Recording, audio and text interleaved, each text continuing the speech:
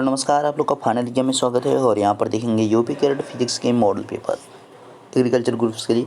तो फटाफट जुड़ जाएंगे। और यहाँ पे टेस्ट आपका 3 है, तो इसमें देखेंगे मोस्ट इम्पोर्टेंट 25 क्वेश्चंस को। तो पहला क्वेश्चन आपकी स्क्रीन पर आ रहा है और आपको दिए जाएंगे 10 सेकेंड इसके लिए। तो फटाफट आपको जवाब करना है इसका सही उत्तर क्या होगा। तो बढ़ते हैं पहले प्रश्न की तरफ। और पहले प्रश्न का आप लोग जवाब करेंगे कि इसका सही उत्तर क्या है। तो पहला प्रश्न स्क्रीन पर है और टाइमर स्टार्ट है, फिर जवाब करेंगे फटाफट। तो फटाफट इसका जवाब बताएंगे कि इसका सही उत्तर क्या होगा। प्रश्न है, प्रकाश वर्ष का मात्रक है the unit of light year is. तो जो प्रकाश वर्ष होता है वो किसका मात्रक होता है, यानी प्रकाश वर्ष के द्वारा हम क्या मापते हैं। तो भाई इसके द्वारा जो है डिस्टेंस को मापते हैं, दूरी को मापते हैं, ध्यान रखेंगे। ठीक है, तो प्रकाश वर्ष के द्वारा यहाँ पे दूरी को मापते हैं। अगर आपसे कभी पूछे कि दूरी का जो है सबसे बड़ा मात्रक क्या है, तो ध्यान रखिएगा पारसेक होता है दूरी का सबसे बड़ा मात्रक। ठीक है, अगले प्रश्न की तरफ बढ़ते हैं और अगला प्रश्न स्क्रीन पर जवाब करेंगे इसका सही उत्तर क्या है।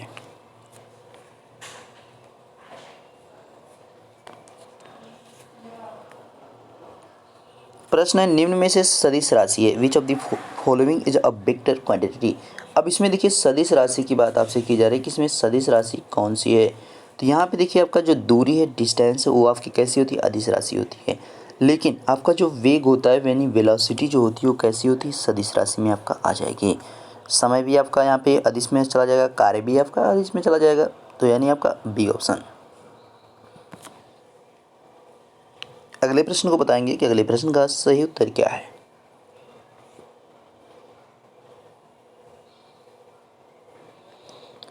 वॉशिंग मशीन किस सिद्धांत पर कार्य करती है। On what principle does a washing machine work, यानी वॉशिंग मशीन जो होती है कौन से सिद्धांत पर काम करती है। तो सेंट्रीफ्यूगल फोर्स पर काम करती है, ध्यान रखना है। सेंट्रीफ्यूगल फोर्स पर जो हम दूध से क्रीम निकालते हैं, जैसे कि जिसको आप यहाँ पे जो माठा मारते हैं उसकी बात सीधे कर सकते हैं। तो वहाँ पर वो भी आपका जो है इसी सिद्धांत यानी अपकेंद्रीय बल पर वो काम करता है।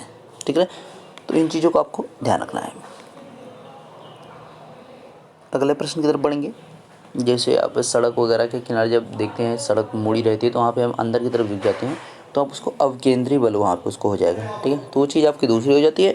और जो हम दही आपका यहाँ पे दही से हम जो घी निकालते हैं, यहाँ पे जो पहले मक्खन निकालते हैं उसके बाद तब घी बनाते हैं, तो वहाँ पर जो है आपका अपकेंद्र हो जाता है। ठीक है, कराई वस्तु के जड़त्व का कारण होता है। The inertia of an object is caused by. तो यहाँ पे किसके कारण होता है, तो यहाँ पे वस्तु के गति जो जड़त्व का कारण क्या होता है, गति में कोई परिवर्तन नहीं। ठीक है, स्पीड नो चेंज, यानी गति में कोई परिवर्तन नहीं होता है। ठीक है, तो इस चीज़ का आपको ध्यान रखना है। वस्तु के जड़त्व का कारण क्या होता है, यहाँ पे गति में कोई परिवर्तन नहीं होना, यानी वो जो स्थिरता उसमें आ जाना।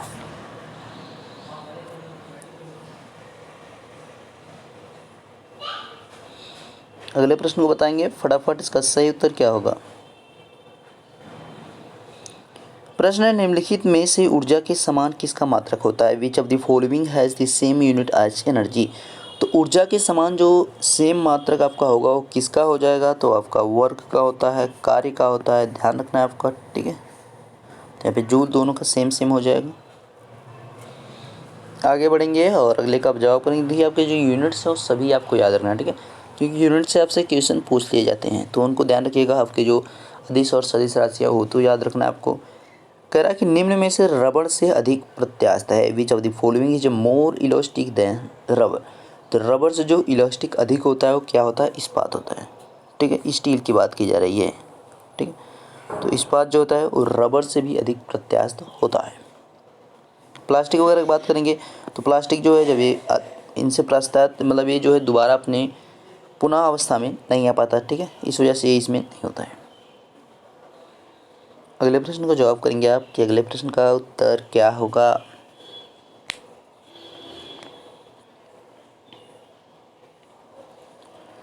निम्न में से वायुमंडलीय दाब का उचित कारण किस में दिख रहा है। Which of the following is the proper cause for the atmospheric pressure. और पहला है कह रहा है वायुयान में बैठे यात्री के फाउंटेन पेन से स्याही का निकल जाना, या रिसना की बात कर रहा है।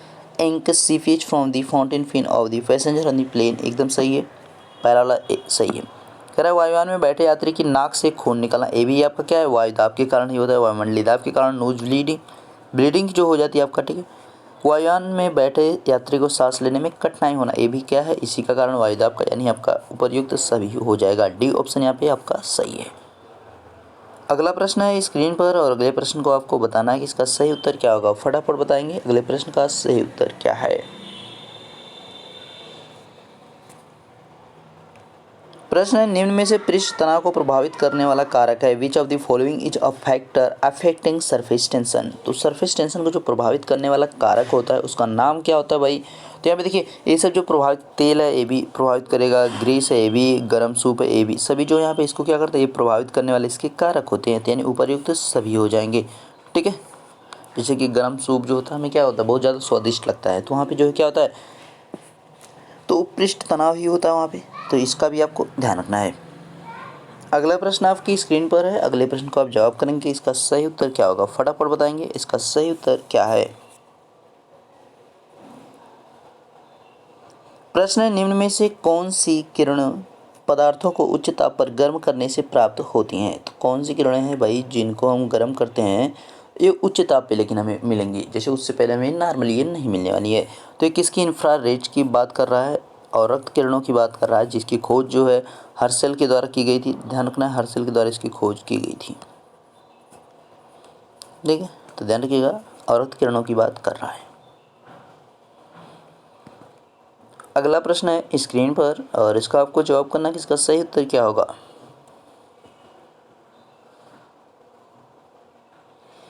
प्रश्न है निम्न में से किस युक्ति के द्वारा समुद्र में डूबी हुई वस्तुओं का पता लगाया जाता है। Which of the following devices is used to detect submerged object in the sea. यानी इस नदी यानी समुद्र के अंदर कोई भी वस्तु डूबी रहती है, यानी बड़ी बड़ी चट्टानों का हम कैसे पता लगाते हैं, तो वहाँ पे जो है उसका यूज किया जाता है किसका भाई, यहाँ पे सोनार का यूज किया जाता है। ठीक है, सोनार के द्वारा जो उसमें डिटेक्ट किया जाता है कि नीचे कोई आपका जो है बड़ा खजाना वगैरह इस प्रकार की चीज़ जो हो, या कोई जहाज़ डूब गई है या आगे कुछ आ रहा है चट्टान वगैरह, कोई दूसरी जहाज़ है, पनडुब्बी वगैरह जो थी ऐसे ही तो पता करती हैं। ठीक है, अगले की तरफ बढ़ेंगे। अच्छा, इसमें जो है देखिए मैक नंबर जो है यहाँ पे जो है वायुयान की गति को मापते बैरोमीटर जो है आपका, यहाँ पे वायुदाब की बात करते हैं, तो ध्यान रखिएगा। तारा तो यहाँ पे जो है आवाज़ का मोटा और पतला होने से बात करता है। अब इसका जवाब करेंगे।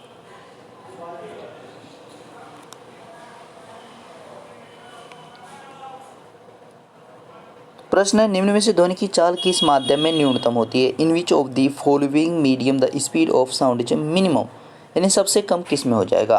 तो यहाँ पे जो दिख रहे हैं ऑप्शन उन्हीं में से आपको बताना है। देखिए अब इनमें जो आपका सबसे कम किस में होगा, तो एल्कोहल जो होता है उसमें आपका 1213 मीटर पर सेकेंड हो जाएगा। उसके बाद जल की बात करेंगे, जो वाटर होता है उसमें आप अगर बात करेंगे तो 1483 मीटर पर सेकेंड होता है। समुद्री जल की बात करेंगे यानी सी वाटर की बात करेंगे, जो खारा होता है उसमें होता है 1533 मीटर पर सेकेंड की बात कर रहे हैं। ओके, एल्यूमिनियम जो होता है इसमें क्या होता है कि सबसे अधिक हो जाएगा। ठीक है, 6420 आपका होता है। एल्यूमिनियम में आपका क्या होता है, सबसे अधिक होता है, ध्यान रखना है। और सबसे कम की अगर आप बात करते हैं, यानी सबसे कम जो सबसे मिनिमम होता है किस में होता है, तो कार्बन डाइऑक्साइड में, यानी सबसे अधिक एल्यूमिनियम में और सबसे कम किस में ध्वनि की चाल होती है, तो कार्बन डाइऑक्साइड में, ध्यान रखिएगा CO2 में। अगला प्रश्न है स्क्रीन पर, अगले प्रश्न को आपको जवाब करना है कि इसका सही उत्तर क्या होगा, फटाफट बताएंगे इसका सही उत्तर क्या है।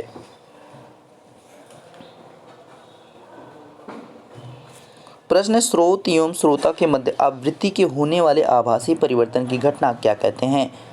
What is the phenomena of the apparent change in frequency between the source and listeners called. तो उसे क्या कहा जाएगा भाई, स्रोत एवं श्रोता के बीच जो यहाँ पे देखने आभासी परिवर्तन की बात कर रहा है तो उसको हम क्या कहते हैं, तो उसको कहा जाता है, उस पर जो है किसका प्रभाव पड़ेगा, तो इसको हम कहते हैं डापलर प्रभाव। यानी स्रोत एवं श्रोता के मध्य आवृत्ति की होने वाले आभासी परिवर्तन की घटना को डापलर प्रभाव कहते हैं, यानी आपका यहाँ पे सी ऑप्शन सही है। अगला प्रश्न आपकी स्क्रीन पर, जवाब करेंगे इसका सही उत्तर क्या है।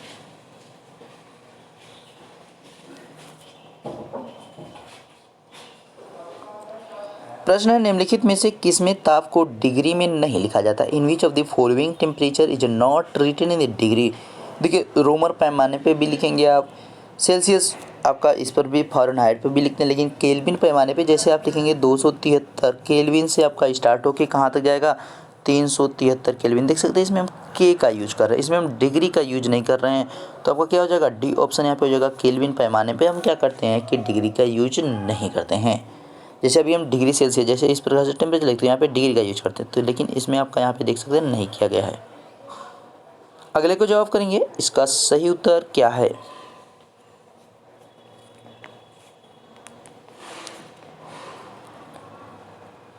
प्रश्न है, डायोड का इस्तेमाल किस लिए किया जाता है? What is a diode used for? मतलब इसका यूज जो है किसके लिए किया जाता है? तो एमोनाइजेशन के लिए किया जाता है, यानी परिशोधन के लिए किया जाता है। ठीक है, डायोड की बात की जा रही है, डायोड वाल्व की बात की जा रही है।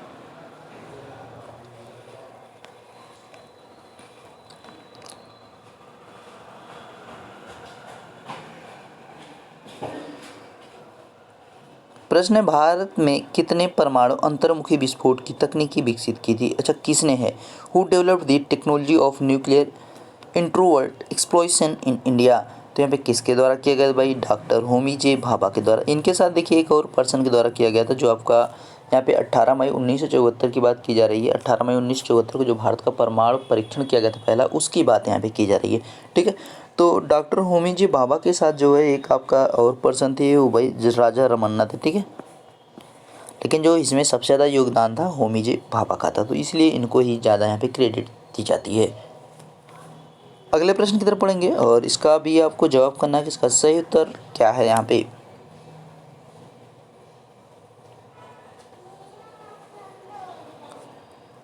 प्रश्न है, कृत्रिम उपग्रह के जरिए संचार के किन तरंगों का प्रयोग किया जाता है? Which waves are used for the communication through artificial satellite?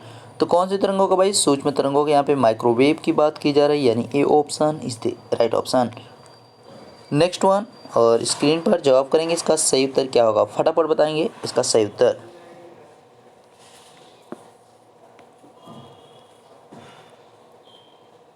प्रश्न है, आवृत्ति मॉड्यूलेशन में क्या प्राप्त होता है? What is achieved in frequency modulation?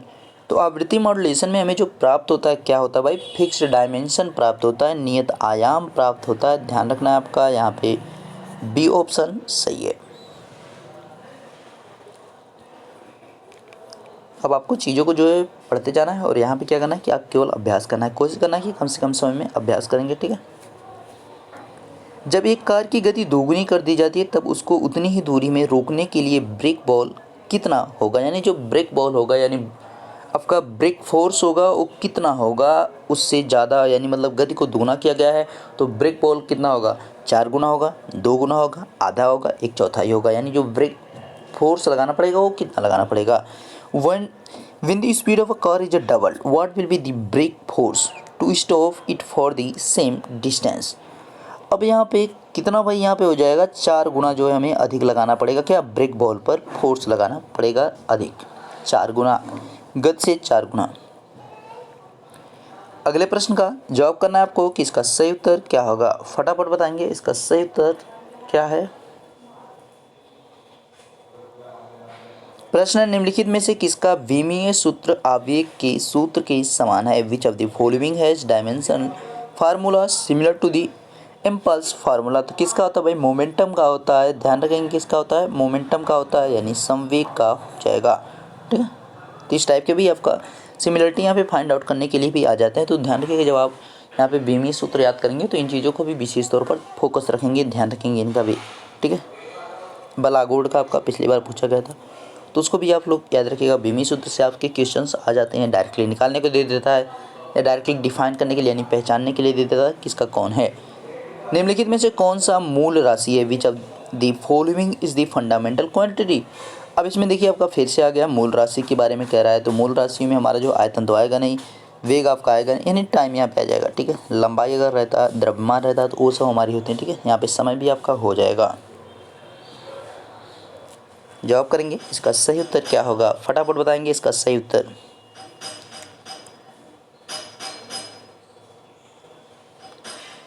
कह रहा कि पानी की सतह पर हल्की रखी गई एक लोहे की सुई उस पर क्यों तैरती रहती? Why does an iron needle keep floating on the surface of a water kept lighting?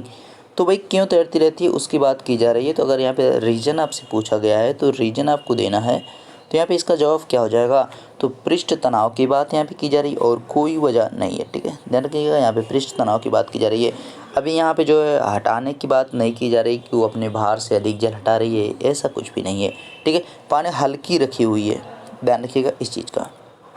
यहाँ पे because of its surface tension. अगले प्रश्न को बताएंगे, इसका जवाब क्या है।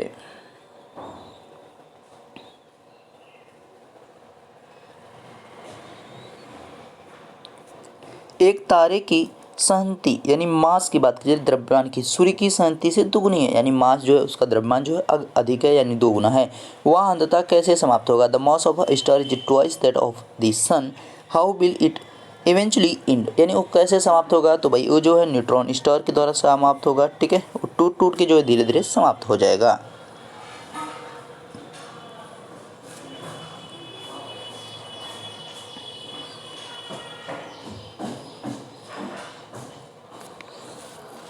प्रश्न है, निम्नलिखित तकनीकों में से किस पर फोटोस्टेट मशीन कार्य करती है। Photostat machine work on which of the following techniques. तो फोटोस्टेट की जो मशीन होती है किस पर काम करती है। तो भाई इलेक्ट्रोस्टिक इमेज डिटर्मिनेशन यानी स्थिर वैद्युत प्रतिबिंब निर्धारण पर, इस सिद्धांत पर इस पर काम करती है। तो आपको ध्यान रखना है बी ऑप्शन यहाँ पे सही है। अगला प्रश्न है स्क्रीन पर और अगले प्रश्न का आपको जवाब करना है कि इसका सही उत्तर क्या होगा। फटाफट बताएंगे इसका सही उत्तर क्या है। ये क्वेश्चन तो सभी का सही होना चाहिए भाई। कह रहा है कि 1 किलोवाट घंटा किसके बराबर है। तो what is 1 kilowatt hour equal to, तो 3.6 मेगा जूल होता है, सभी को पता है। ये जी क्वेश्चन था। अगला प्रश्न आपका है और ये आपका लास्ट क्वेश्चन है, जिसका आपको फटाफट जवाब करना है कि इसका सही आंसर क्या होगा। फटाफट बताएंगे इसका सही आंसर। क्वेश्चन, रॉकेट को अंतरिक्ष में छोड़ने के लिए कितने न्यूनतम पलायन वेग की आवश्यकता होती है। What is the minimum escape velocity required to launch a rocket into space. तो कितनी होगी भाई आपका पृथ्वी के यहाँ पे जो उसका मतलब जैसे इस प्रकार है। तो पृथ्वी से हमें कोई भी चीज़ अगर बाहर फेंकनी है तो हमें कितना चाहिए 11 किलोमीटर पर सेकेंड की बात कर रहा है, ठीक है। 11 किमी पर सेकेंड की स्पीड से हमें कोई भी जो है यहाँ पे अंतरिक्ष में छोड़ने के लिए न्यूनतम पलायन वेग की आवश्यकता पड़ती है। तो कितनी पड़ेगी यहाँ पे रॉकेट का जो वेग होना चाहिए 11 किलोमीटर पर सेकेंड होना चाहिए, तब जो है पृथ्वी के पलायन वेग से जो है क्या करेगा बाहर यहाँ पे जा पाएगा, ठीक है। पृथ्वी का जो यहाँ पे क्षेत्र होता है सीमा जो होती है उसके तभी वो बाहर जा पाएगा, स्पीड अगर इतनी रहेगी। ओके, तो आपके यहाँ पे जो 25 क्वेश्चन थे सभी कंप्लीट हो चुके हैं और इसी के साथ आपका वीडियो भी कंप्लीट हो चुका है। वीडियो अच्छा लगा लाइक कीजिएगा, इसको शेयर करेंगे, मैक्सिमम लोग पास देखिए चीज़ें पहुँच सकें। मिलेंगे नेक्स्ट वीडियो में। और पीडीएफ के लिए टेलीग्राम पे जुड़े, वहाँ पे आपको इसका पीडीएफ दे दिया जाएगा विद आंसर की। मिलते हैं नेक्स्ट वीडियो में, तब तक देखते रहिए final exam with Ashish sir. Thank you.